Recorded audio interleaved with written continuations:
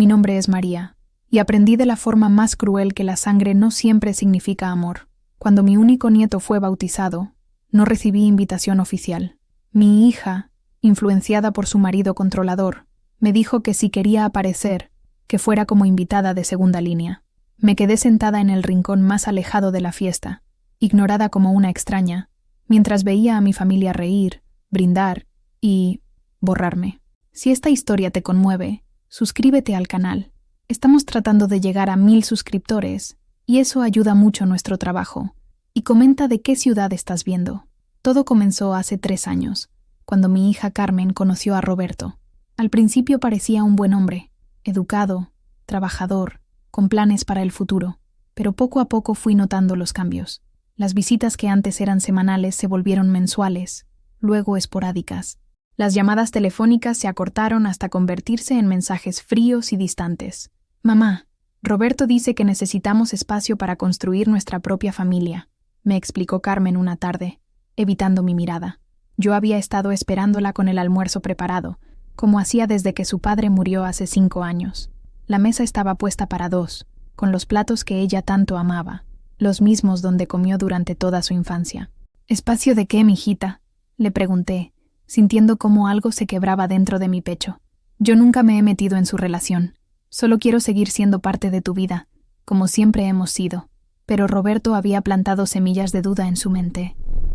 Le había dicho que las suegras dependientes arruinaban los matrimonios, que una mujer casada debía cortar ciertos lazos del pasado para crecer, que yo, sin darme cuenta, la estaba manipulando emocionalmente con mi cariño y mis atenciones. ¿Manipulando? Yo, que había trabajado doble turno en la fábrica textil durante 15 años para pagarle los estudios universitarios. Yo, que había vendido las joyas de mi madre para cubrir sus gastos cuando se graduó.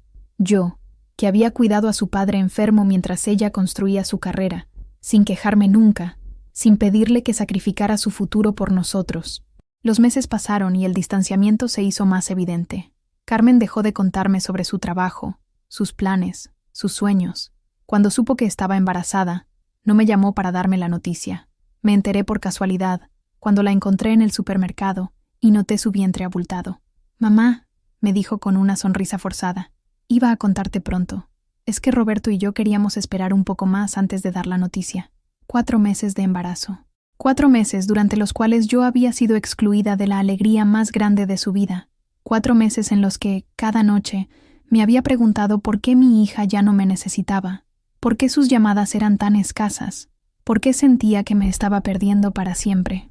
Durante el embarazo intenté acercarme. Le llevaba vitaminas, ropa para el bebé, comida casera. Pero Roberto siempre estaba ahí, supervisando nuestras conversaciones, midiendo el tiempo de mis visitas, haciendo comentarios sutiles sobre la importancia de la independencia familiar. «Doña María», me dijo una tarde con esa sonrisa calculada que había aprendido a odiar, «Carmen y yo hemos estado hablando. Creemos que cuando nazca el bebé sería mejor espaciar las visitas. Los recién nacidos necesitan rutina, tranquilidad. Demasiadas personas alrededor puede ser contraproducente. Contraproducente. Como si mi amor fuera una enfermedad. Como si mis 62 años de experiencia, mis manos que habían cuidado a Carmen desde que nació, mis brazos que la habían consolado en cada pesadilla, fueran ahora un obstáculo para la felicidad de mi nieto. Cuando el bebé nació, no estuve en el hospital. No me permitieron estar ahí durante el parto, ni durante los primeros días. Carmen me mandó una foto por mensaje. Se llama Sebastián. Está sanito y hermoso. Una foto. De mi primer nieto. Como si fuera una conocida lejana. No la abuela que había soñado con ese momento durante meses. La primera vez que pude conocer a Sebastián, tenía ya 3 semanas de vida. Roberto cronometró mi visita. 1 hora exacta. Ni un minuto más. Tomé al bebé en mis brazos y sentí cómo se me llenaba el corazón, cómo todos los dolores de los últimos meses se desvanecían frente a esa carita perfecta, esos ojos que se parecían tanto a los de Carmen cuando era pequeña. «Es igualito a ti cuando naciste», le susurré a mi hija, con lágrimas en los ojos, pero Roberto carraspeó. «Doña María, creo que ya es hora. Carmen necesita descansar. 1 hora. 60 minutos para conocer al nieto que había esperado toda la vida. 60 minutos para abrazar al bebé que llevaba mi sangre, mi historia, la continuación de nuestra familia. Los días se convirtieron en semanas, las semanas en meses. Mis visitas siguieron siendo controladas, medidas, supervisadas. Sebastián crecía, y yo me perdía sus primeras sonrisas, sus primeros sonidos, sus primeros intentos de sentarse.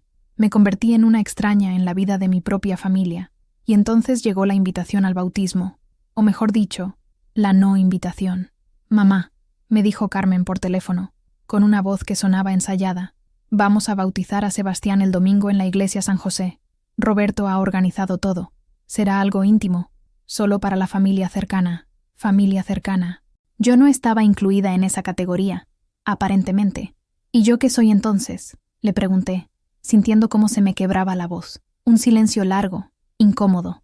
Luego, «Claro que eres bienvenida, mamá, pero Roberto piensa que tal vez sería mejor si no hicieras mucho escándalo. Ya sabes, es un día especial para nosotros. No hacer escándalo. Como si mi presencia fuera algo de lo que avergonzarse. Como si mis 62 años, mi historia como madre, mi derecho a ser abuela, fueran motivo de vergüenza». Esa noche no pude dormir. Caminé por mi casa vacía, viendo las fotos de Carmen en cada rincón, recordando cada momento en que había sido el centro de mi mundo, su primer día de escuela, sus graduaciones, sus logros, sus tristezas.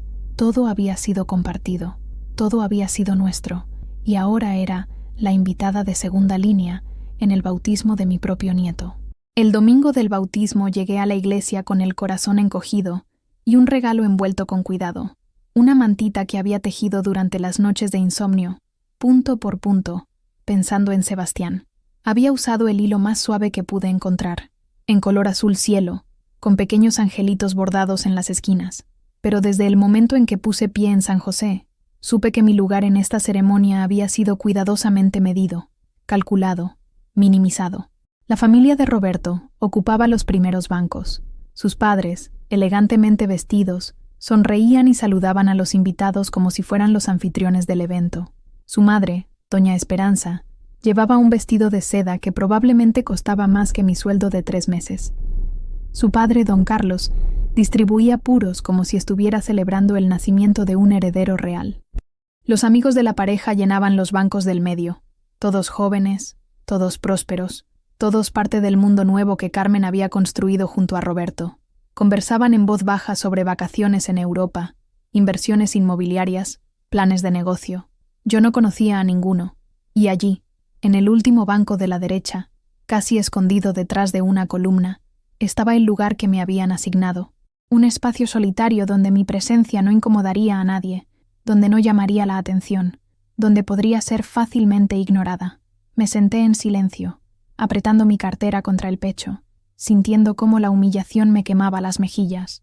Desde mi rincón podía ver la nuca de mi hija, elegante en su vestido de madrina, sosteniendo a Sebastián con la delicadeza de una Madonna. Roberto estaba a su lado, orgulloso, rodeado de su familia, recibiendo felicitaciones como si hubiera logrado algo extraordinario. La ceremonia comenzó y yo traté de concentrarme en las palabras del sacerdote, en el significado sagrado del momento. Pero no podía dejar de notar cómo los padres de Roberto habían sido invitados al altar, cómo doña Esperanza sostuvo a Sebastián durante el momento más importante, cómo don Carlos fue el primero en tomar fotos. Mientras tanto, yo permanecí sentada en mi banco distante, viendo a través de cabezas ajenas cómo bautizaban a mi nieto. Cuando el sacerdote pidió que las familias se acercaran para la bendición final, vi cómo Carmen buscó con la mirada a los padres de Roberto, cómo les hizo una seña para que se acercaran, pero a mí ni siquiera me miró. Fue como si yo fuera invisible, como si mi existencia no tuviera relevancia en este momento sagrado. Después de la ceremonia, el grupo se dirigió al salón de eventos que Roberto había alquilado para la celebración. Un lugar elegante, con mesas decoradas con flores blancas y doradas, un buffet que parecía sacado de una revista, música suave de fondo, todo perfecto, todo caro, todo diseñado para impresionar, pero para mí, tenían preparada la mesa del rincón, literalmente. La mesa número 12, junto a la puerta de la cocina, donde el ruido de los meseros y el aroma de la comida caliente hacían difícil mantener una conversación. Mis compañeros de mesa eran personas que claramente tampoco pertenecían al círculo íntimo.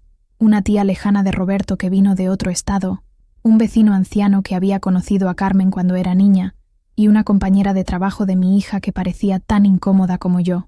Desde mi mesa podía ver la mesa principal, donde Carmen y Roberto brillaban como una pareja de revista. Los padres de Roberto flanqueaban a los novatos padres, sosteniendo turnos para cargar a Sebastián, haciendo brindis, contando anécdotas sobre su primer nieto, como si fueran los únicos abuelos que existían en el mundo. Doña Esperanza se había apropiado completamente del papel de abuela estelar. Llevaba un prendedor dorado con la foto de Sebastián, hablaba de su nieto con cualquiera que quisiera escuchar, y había organizado un álbum de fotos profesionales que mostraba a todos los invitados. En ese álbum había fotos del hospital, de los primeros días del bebé, de momentos familiares, y yo no aparecía en ninguna. Era como si hubieran borrado mi existencia de la historia de Sebastián. A mitad de la celebración, cuando el alcohol había relajado las conversaciones y la gente comenzaba a moverse entre las mesas, intenté acercarme a Carmen. Llevaba en mis manos el regalo que había preparado con tanto amor, la mantita tejida y una pequeña caja con algo muy especial. «Mijita», le dije suavemente tocando su brazo, «¿podrías dedicarme un momento? Quiero darte algo para Sebastián». Carmen me miró con una sonrisa tensa, esa sonrisa que había aprendido a usar cuando quería ser cortés pero no cariñosa. «Claro, mamá, pero que sea rápido, ¿sí? Tengo que atender a los invitados». Los invitados. Yo no era una invitada. Yo era su madre, pero ya no parecía importar. Le extendí la mantita y vi cómo sus ojos se suavizaron por un momento. Tocó la textura suave. Notó los pequeños detalles que había bordado con mis propias manos. «Está hermosa, mamá. Gracias». Pero entonces apareció Roberto, como siempre, como una sombra controladora. «¿Qué es eso, amor?», preguntó, tomando la mantita de las manos de Carmen y examinándola como si fuera un objeto sospechoso. «Ah, es tejida a mano. ¡Qué artesanal! Artesanal». La palabra sonó como un insulto en su boca, como si el amor y las horas que había invertido en cada punto fuera algo inferior, algo que no encajaba con la perfección comercial de todos los demás regalos. «Roberto», intenté explicar, «también traje algo más, algo que pertenecía a la familia, algo que quería que...». Pero él ya estaba llevándose a Carmen hacia otro grupo de invitados. «Doña María, después hablamos, ¿sí? Ahora tenemos que hacer el brindis principal». Me quedé parada ahí, con la pequeña caja aún en mis manos, viendo cómo mi hija se alejaba de mí una vez más.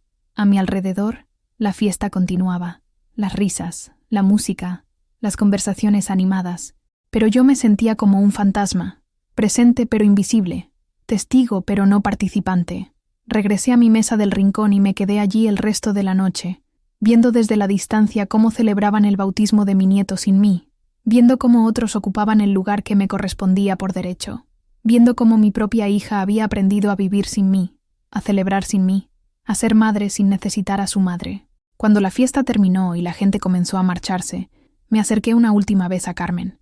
Ella estaba recogiendo regalos, contando sobres con dinero, organizando las flores que se llevaría a casa. «Carmen», le dije, «no pudimos hablar. Tengo algo más para Sebastián. Algo importante». Ella suspiró, claramente cansada. «Mamá, ha sido un día muy largo. ¿No puede esperar? Otro día pasas por casa y...». «No», la interrumpí, sorprendiéndome a mí misma con la firmeza de mi voz. «No puede esperar más. He esperado ya demasiado». Roberto se acercó inmediatamente, como un guardián. «Doña María, Carmen está agotada. Mejor dejamos esto para...». Pero algo en mi expresión debe haberlo detenido. Tal vez vio en mis ojos que esta vez no me iba a dejar silenciar tan fácilmente. Saqué la pequeña caja de mi cartera, una caja de terciopelo azul, gastada por los años, que había guardado como un tesoro durante décadas. «Esto», dije, abriéndola lentamente, «pertenecía a tu abuela, mi madre, la abuela de Sebastián que él nunca conocerá». Dentro de la caja había un pequeño medallón de plata, delicado, con una cadena fina, pero lo más importante no era la joya misma, sino el papel doblado que estaba debajo. Una carta.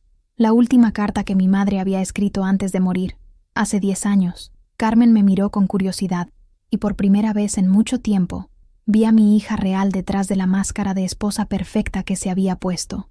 «¿Qué es eso, mamá?». Tomé la carta con manos temblorosas. Era hora de que mi voz se escuchara. Era hora de que la verdad se dijera. Era hora de que mi lugar en esta familia fuera reconocido. No por Roberto, no por sus padres, no por los invitados, sino por la única persona que realmente importaba. Mi hija. «Es la historia real de nuestra familia», respondí. y es hora de que la escuches. Esa noche, después del bautismo, no pude dormir. Me quedé sentada en mi sala, bajo la luz tenue de la lámpara que había sido de mi madre, con la carta en mis manos. La había leído cientos de veces en los últimos 10 años, pero nunca había sentido que era el momento correcto para compartirla. Ahora sabía que no podía esperar más. Mi madre, Isabel, había escrito esa carta en sus últimos días, cuando el cáncer la tenía postrada, pero su mente seguía lúcida como siempre. Era una mujer sabia, que había vivido lo suficiente para entender las complejidades de las relaciones familiares, los errores que se cometen por amor y las verdades que a veces se esconden por proteger a quienes más queremos.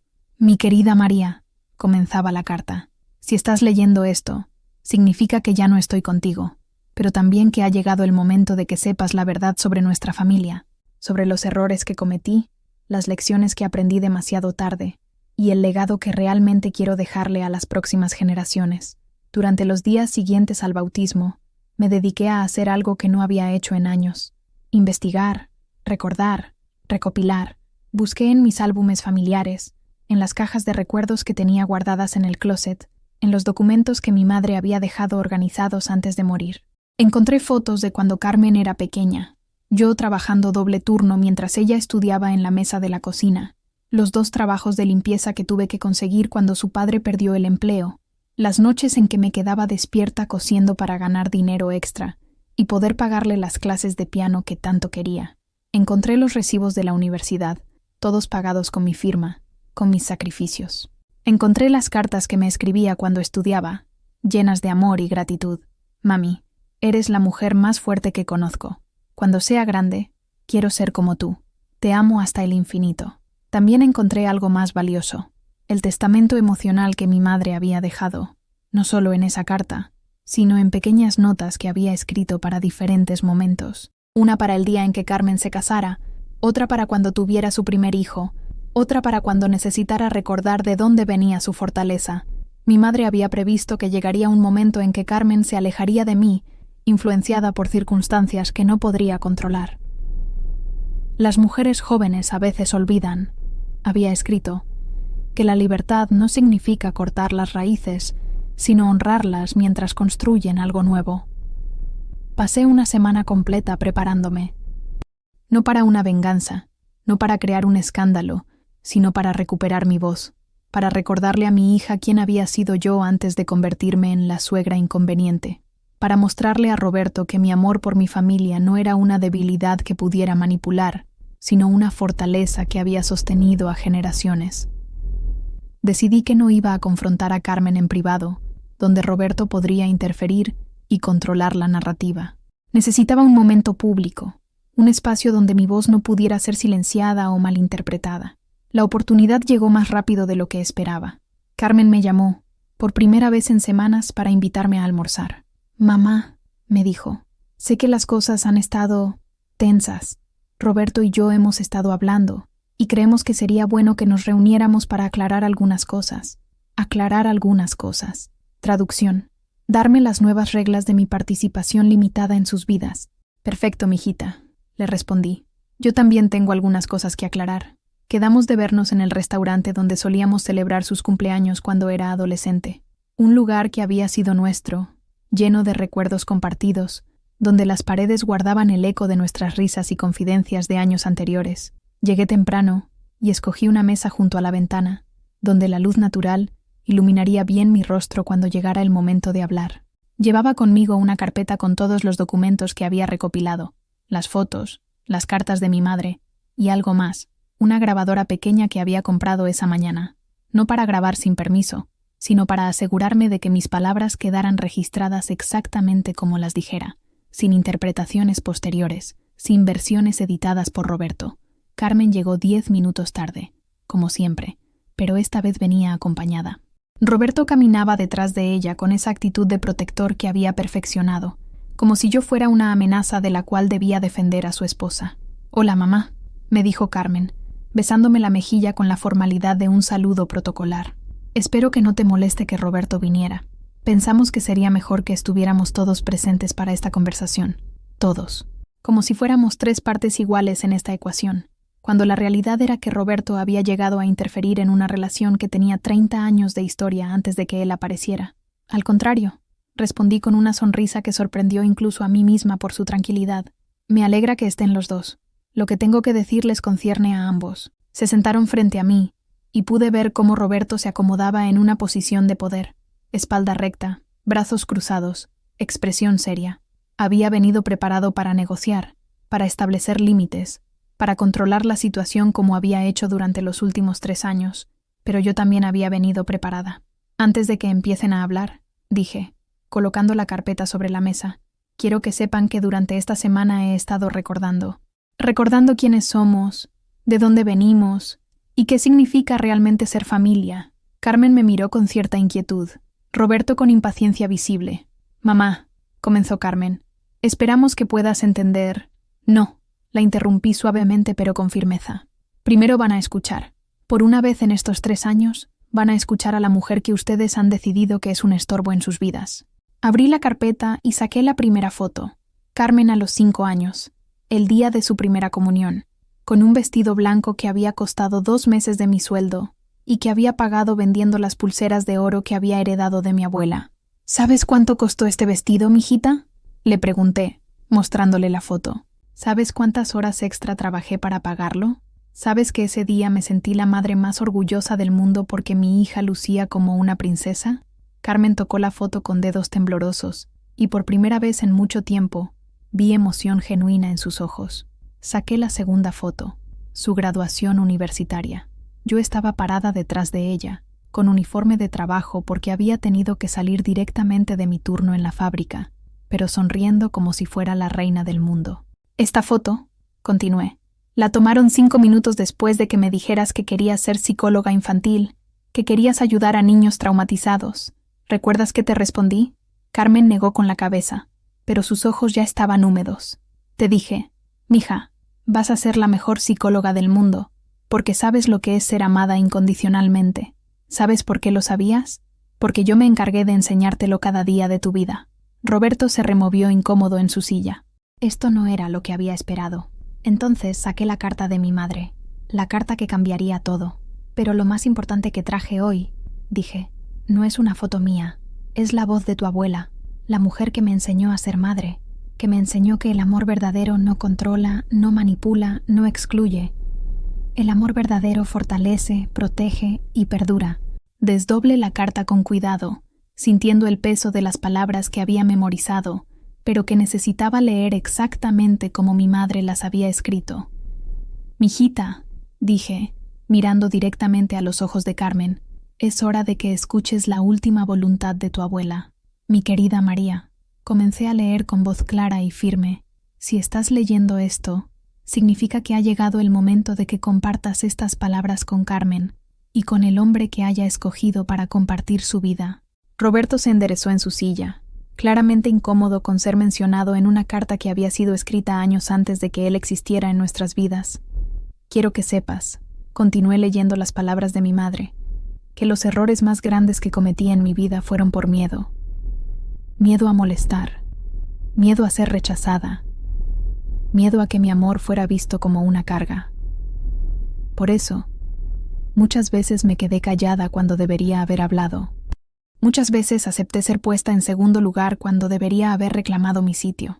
Carmen me miraba con los ojos cada vez más abiertos, como si estuviera escuchando la voz de su abuela por primera vez en 10 años. Pero aprendí algo fundamental. Una familia que excluye a sus mayores es una familia que ha perdido su alma. Los abuelos no somos decoración en las celebraciones familiares. Somos la memoria viva, la sabiduría acumulada, el puente entre el pasado y el futuro. Cuando una nuera o un yerno nos trata como estorbos, no nos está faltando el respeto solo a nosotros, sino a toda la historia que llevamos en nuestras arrugas y en nuestras manos cansadas. La voz me temblaba ligeramente, pero continué. María, cuando llegue el momento, quiero que le digas a Carmen que su abuela la amó desde antes de que naciera, que cada punto que tejí en sus mantas de bebé llevaba una oración, que cada canción de cuna que le cantaba llevaba la historia de todas las mujeres fuertes de nuestra familia, y que si algún día tiene que elegir entre el amor que la creó y el amor que eligió, no debería ser una elección, sino una armonía. Roberto había palidecido visiblemente. Carmen tenía lágrimas corriendo por sus mejillas. Y a ti, joven que has escogido amar a mi nieta, continué leyendo, dirigiendo ahora la mirada hacia Roberto. Quiero decirte que cuando te casas con una mujer, no te casas solo con ella, te casas con su historia, con sus raíces, con las mujeres que la formaron. Si intentas cortarle esas raíces, eventualmente la planta se marchitará. Una mujer sin conexión con sus orígenes es una mujer incompleta. El silencio en el restaurante era absoluto. Las conversaciones de las mesas cercanas se habían desvanecido, como si todo el mundo hubiera sentido la solemnidad del momento. Por eso, con todo mi amor y toda mi sabiduría de 80 años vividos, leí las últimas líneas de la carta. Le dejo a mi bisnieto que aún no conozco este medallón que perteneció a mi madre, y a su madre antes que ella. Que lo use sabiendo que lleva en su cuello la fortaleza de 5 generaciones de mujeres que amaron sin condiciones, que lucharon sin rendirse, y que nunca, jamás, permitieron que les dijeran que su amor era demasiado. Cuando terminé de leer, doblé la carta cuidadosamente y la puse junto al medallón de plata sobre la mesa. Carmen sollozaba en silencio, con las manos cubriéndose el rostro. Roberto parecía haberse encogido en su silla, como si de repente hubiera comprendido la magnitud de lo que había tratado de destruir. Carmen, dije suavemente, durante 3 años he permitido que me hagan sentir como si mi amor fuera una carga. He aceptado ser relegada, ignorada, excluida de los momentos más importantes de la vida de mi nieto. Lo he hecho porque pensé que así te haría feliz, que así salvaría tu matrimonio. Me levanté de mi silla y rodeé la mesa hasta quedar frente a mi hija. Pero tu abuela tenía razón. Una familia que no honra a sus mayores es una familia sin alma, y yo no voy a permitir que mi nieto crezca en una familia sin alma. Carmen levantó la mirada hacia mí, y en sus ojos vi a la niña que había sido, a la adolescente que me contaba sus secretos, a la joven que me llamaba su mejor amiga. Mamá, susurró. Yo no sabía. Roberto me dijo que... Roberto te dijo lo que convenía a sus planes. La interrumpí, pero sin dureza. Pero ahora es momento de que decidas quién eres realmente. Si eres la mujer que yo crié, fuerte e independiente, o si eres alguien que permite que otros definan sus relaciones familiares. Me volví hacia Roberto, que parecía estar buscando desesperadamente las palabras correctas para recuperar el control de la situación. Roberto, le dije con una voz que había encontrado su poder después de años de silencio, no te odio. Entiendo que amas a mi hija y que quieres proteger a tu familia, pero proteger no significa aislar. Un hombre verdaderamente fuerte no necesita debilitar las relaciones de su esposa para sentirse importante. Él abrió la boca para responder, pero levanté mi mano. No necesito que me respondas ahora. Solo necesito que entiendas algo. Yo no voy a desaparecer. Soy la abuela de Sebastián. Soy la madre de Carmen. Y tengo derecho a ocupar mi lugar en esta familia. Un lugar digno, respetuoso, pero mi lugar al fin. Tomé el medallón de plata y se lo entregué a Carmen. Este medallón ha pasado de madre a hija durante 5 generaciones. Tu abuela quería que fuera para el primer bebé de la siguiente generación, para Sebastián. Carmen tomó la joya con manos temblorosas, sintiendo el peso de la historia que llevaba. Pero más importante que el medallón, continué, es la lección que viene con él, que el amor verdadero no se mendiga, no se esconde, no se avergüenza de sí mismo. El amor verdadero se planta firme y dice, aquí estoy, este es mi lugar, y merezco respeto. Roberto finalmente habló, su voz considerablemente más suave que al inicio de la conversación. Doña María, yo nunca quise que se sintiera excluida, solo pensé que... ¿Pensaste que una familia es como una empresa? Le respondí, donde solo hay lugar para los accionistas principales, pero una familia es como un árbol. Mientras más raíces tenga, más fuerte crece. Carmen se puso de pie y me abrazó por primera vez en años con verdadero sentimiento. No el abrazo protocolar de las despedidas forzadas, sino el abrazo desesperado de una hija que había encontrado a su madre otra vez. Perdóname, mami, lloró contra mi hombro. Perdóname por haber sido tan ciega, por haber permitido que me alejaran de ti, por haber olvidado todo lo que hiciste por mí. La abracé con toda la fuerza que me quedaba, sintiendo cómo se sanaba algo que había estado roto durante demasiado tiempo. No hay nada que perdonar, mijita, le susurré al oído. Solo hay que recordar quiénes somos y hacia dónde vamos. Cuando nos separamos, Roberto se acercó a nosotras. Su expresión había cambiado completamente. Ya no era el hombre controlador que había llegado a esa mesa, sino alguien que parecía haber entendido algo fundamental. «Doña María», dijo, y por primera vez su voz sonaba genuina. «Creo que he cometido un error muy grande. Pensé que estaba protegiendo a mi familia, pero en realidad estaba empobreciéndola». Extendió su mano hacia mí, no en un gesto condescendiente, sino en uno de respeto. «¿Podríamos empezar de nuevo? ¿Podría enseñarme cómo ser parte de esta familia sin tratar de cambiarla?» Miré su mano extendida por un momento. Durante 3 años había soñado con este momento, pero ahora que había llegado, me di cuenta de que la victoria no se sentía como había imaginado. No había triunfo en la humillación de Roberto, sino en el reconocimiento mutuo de nuestros errores y nuestra humanidad compartida. Tomé su mano.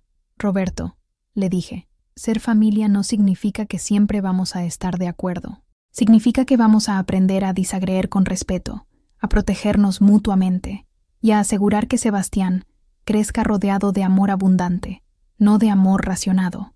Esa noche, por primera vez en 3 años, Carmen me llamó sin agenda oculta, sin tiempo limitado, sin supervisión. Hablamos durante 2 horas sobre todo y nada, sobre Sebastián, sobre sus primeros dientes, sobre cómo se reía cuando veía los móviles de su cuna, sobre los planes que tenía para él. «Mami», me dijo antes de colgar, «¿podrías venir mañana? Sebastián debería conocer mejor a su abuela. Y yo necesito recordar cómo es tener a mi mamá de vuelta». Los meses siguientes no fueron perfectos. Hubo momentos de tensión, conversaciones difíciles, ajustes que todos tuvimos que hacer. Pero eran las dificultades normales de una familia que aprende a crecer junta, no las heridas infectadas de una familia que se excluye a sí misma. Roberto cumplió su palabra. Aprendió a incluirme en lugar de excluirme, a consultar en lugar de decidir por todos, a ver mi experiencia como un recurso en lugar de una amenaza. No se convirtió en mi mejor amigo de la noche a la mañana, pero se convirtió en alguien con quien podía compartir el amor por Carmen y Sebastián sin competir. Carmen recuperó su voz propia, dejó de pedir permiso para amarme, de esconder nuestros momentos juntas, de tratarme como un secreto del cual avergonzarse. Volvió a ser la mujer fuerte que había criado, pero ahora con la sabiduría adicional de saber equilibrar su rol de esposa con su identidad como hija. Y Sebastián creció sabiendo que tenía una abuela que lo amaba sin condiciones, que conocía las historias de su familia, que podía enseñarle sobre sus raíces mientras él exploraba sus alas. El medallón de mi bisabuela ahora cuelga en la cuna de Sebastián, esperando el día en que sea lo suficientemente grande para escuchar la historia de las 5 generaciones de mujeres fuertes que vinieron antes que él, y entender que el amor verdadero no se esconde, no se avergüenza, y nunca, jamás, acepta ser relegado a un rincón. Hoy, cuando veo las fotos del primer cumpleaños de Sebastián, donde estoy sentada junto a Carmen y Roberto, donde mi sonrisa es genuina y mi lugar en la mesa es central, no puedo evitar pensar en mi madre. Ella tenía razón. El amor verdadero no mendiga su lugar, lo reclama con dignidad, lo defiende con sabiduría y lo comparte con generosidad. Y a veces, cuando el mundo parece haber olvidado el valor de los mayores, cuando las familias se fracturan por orgullo o malentendidos, cuando las abuelas son relegadas a papeles secundarios en las vidas de sus nietos, a veces, todo lo que se necesita es una voz que diga: «Aquí estoy, este es mi lugar, y merezco respeto», porque al final, no se trata de ganar o perder, se trata de recordar que una familia sin memoria es una familia sin futuro, y que los hilos que nos conectan son más fuertes que las fuerzas que tratan de separarnos. Mi nombre es María, y aprendí que el amor verdadero no se rinde, se planta firme, dice la verdad, y espera pacientemente que los corazones recuerden lo que siempre han sabido, que la familia es el único tesoro que se multiplica cuando se comparte.